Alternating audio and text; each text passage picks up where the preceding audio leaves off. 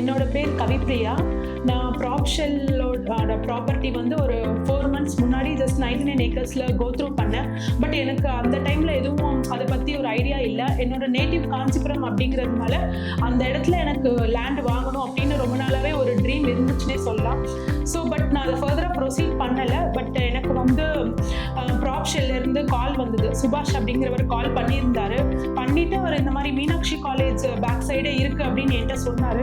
So சொன்னோடனே எனக்கும் okay நம்ம ட்ரை பண்ணுவோம் அப்படின்னு ஒரு தாட் இருந்தது. அண்ட் அவர் எக்ஸ்பிளைன் பண்ண அந்த வே, அப்புறம் அவரோட அந்த பொலைட்டாக பேசினது, அண்ட் அதோட பட்ஜெட்டும் வந்து நாங்கள் எந்த அளவு எக்ஸ்பெக்ட் பண்ணிட்டு இருந்தோமோ அதே சேம் பட்ஜெட்லேயே இருக்கவும் சரி நாங்கள் வந்து விசிட் பண்ணலாம் சைட்டு அப்படின்னு சொல்லி டிசைட் பண்ணோம். ஸோ அப்புறம் ஃபர்தராக எங்களை ஃபாலோ பண்ணி பிக்கப் அண்ட் ட்ராப் எல்லாமே எங்களுக்கு வந்து அரேஞ்ச் பண்ணி கொடுத்தாரு. Door step pickup and door step drop வந்து அரேஞ்ச் பண்ணி கொடுத்தாரு. இது வந்து பார்த்திங்கன்னா நான் சென்னை மடிப்பாக்கமில் இருக்கோம். ஸோ மடிப்பாக்கம் டு காஞ்சிபுரம் அவர் வந்து சர்வீஸ் ப்ரொவைட் பண்ணி அரேஞ்ச் பண்ணியிருந்தார். அண்ட் சைட்டை போய் பார்த்தோம். லைக் வாங்கணும் அப்படின்ற இன்டென்ஷனோட இல்லை, பட் நம்ம போய் பார்ப்போம், நம்மளுக்கு செட் ஆச்சுன்னா ப்ரொசீட் பண்ணலான்னு இருக்கோம். ஏன்னா ஆல்ரெடி எங்களுக்கு ஹவுசிங் லோன் போயிட்டு இருக்கவும் அதில் ரொம்ப மறுபடியும் பேர்டன் ஏற்றிக்க வேணாம் அப்படின்ற தாட்டில் தான் போய் பார்த்தோம். போய் பார்க்கும்போது அங்கே வந்து லைக் அந்த லே அவுட்டை பார்த்தோன்னே எங்களுக்கு ரொம்ப இம்ப்ரெஸ் ஆயிடுச்சு.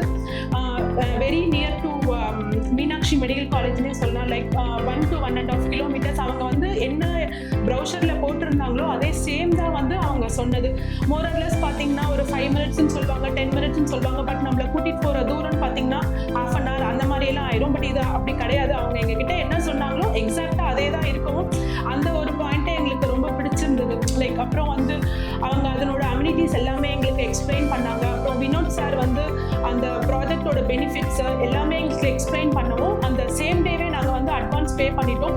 பட் நாங்கள் எக்ஸ்பெக்ட் பண்ணவே இல்லை அந்த இடத்துல நாங்கள் வாங்குவோம் அப்படின்னு. அவர் எக்ஸ்பிளைன் பண்ண அந்த வேவே வந்து எங்களுக்கு உடனே இமீடியட்டாக அட்வான்ஸ் பே பண்ணிடலாம் அப்படின்னு சொல்லிட்டு பே பண்ணிட்டோம். இதை பற்றியுமே யோசிக்கல, லோன் இருக்கே அப்படின்னு. அண்ட் தென் அவர்கிட்ட ஃபர்தராக டிஸ்கஸ் பண்ணும்போது அவர் உங்களுக்கு நாங்கள் தேவையான அந்த பீரியடை நாங்கள் கொடுப்போம், இந்த மாதிரி ரொம்ப ஃபோர்ஸ் பண்ணி உங்ககிட்ட இருந்து பண்ண மாட்டோம் அப்படிங்கிற மாதிரி எல்லாமே கிளியராக எக்ஸ்பிளைன் பண்ணார். அண்ட் ஒன் மோர் திங், அவர் என்ன எங்களுக்கு இது இவ்வளோ பர்சன்டேஜ் தான் நாங்கள் பண்ணுவோம், ரெஜிஸ்ட்ரேஷனுக்கு இவ்வளோ ஆகும் அப்படின்னு சொல்லி கிளியராக எங்களுக்கு எல்லாமே எக்ஸ்பிளைன் பண்ணிட்டாரு. அதுல இருந்து ₹1 கூட இன்க்ரீஸும் ஆகல, டிக்ரீஸும் ஆகல. எக்ஸாக்டா எனக்கு கால்குலேட் பண்ணி இவ்வளோ அமௌண்ட் அப்படின்னு சொல்லிட்டாரு. வேற எந்த ஹிடன் சார்ஜஸுமே அதுல வரல. ஸோ அது எங்களுக்கு ஒரு பெரிய ப்ளஸ்ஸா இருந்துச்சு. இதுக்கு முன்னாடி ஆல்ரெடி நாங்கள் வாங்கியிருப்போம். அங்கே பார்த்தீங்கன்னா லைக் டாக்குமெண்டேஷன் 50 தான் ஆகும்னு சொல்லுவாங்க.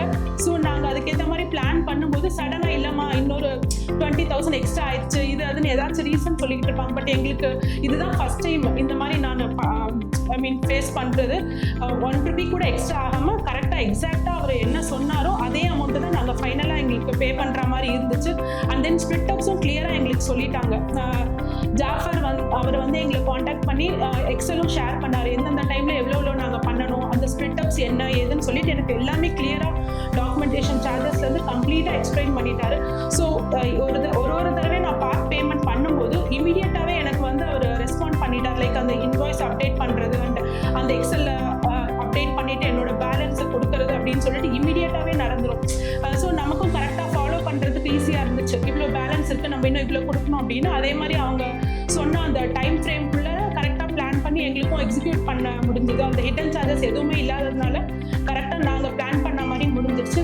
அண்ட் பர்டிகுலராக சொல்ல போனோம் அப்படின்னா அந்த ரெஜிஸ்ட்ரேஷன் டே அன்னைக்கு வந்து ஒரு 5 to 10 minutes எங்களுக்கு ஒர்க் முடிஞ்சிருச்சு. அவ்வளோ சீக்கிரம் முடியும் அப்படின்னு நாங்கள் எக்ஸ்பெக்ட் பண்ணவே இல்லை. எல்லாமே அவ்வளோ பிளான்டாக ஆர்கனைஸ்டாக கொண்டு போயிருந்தாங்க. ரொம்ப நேரம் வெயிட் பண்ண வைக்கிறது அந்த மாதிரி கிடையாது. அந்த டைம் ஸ்லாட் போட்டுட்டாங்க அப்படின்னா கரெக்டாக அந்த டைம் ஸ்லாட்டுக்கு ஃபுல்லாக எங்களுக்கு ரெஜிஸ்ட்ரேஷன் ஆஃபீஸ்க்கு போகணும். அந்த டைம் ஸ்லாட்லேயே எங்களுக்கு 10 minutes முடிச்சு அனுப்பிட்டாங்க. நார்மலாக இதுக்கு முன்னாடியெல்லாம் நாங்கள் போகும்பொழுது ஒரு ½ an hour 1 hour ஆகிடும், இல்லை லஞ்ச் பிரேக்குன்னு சொல்லிட்டு போயிட்டு ரொம்ப நேரம் வெயிட் பண்ண வைப்பாங்க. அந்த மாதிரி எதுவுமே நடக்கல. அந்த கரெக்டாக அந்த டைமில் எல்லா ஒர்க்குமே ஸ்டார்டிங் ஃப்ரம் பிகினிங்லேருந்து எண்ட் வரைக்கும் எல்லாமே நாங்கள் பிளான் பண்ண மாதிரி டைமுக்கு எல்லாமே முடிச்சுட்டாங்க. அண்ட் ரொம்ப ஹேசல் ஃப்ரீயாக இருந்துச்சு. ஸோ டெஃபினட்டாக வந்து ப்ராப்ஷெல் வந்து என்னோட ஃப்ரெண்ட்ஸ் அண்ட் ஃபேமிலிக்கு கண்டிப்பாக ரெஃபர் பண்ணுவோம். தேங்க்யூ.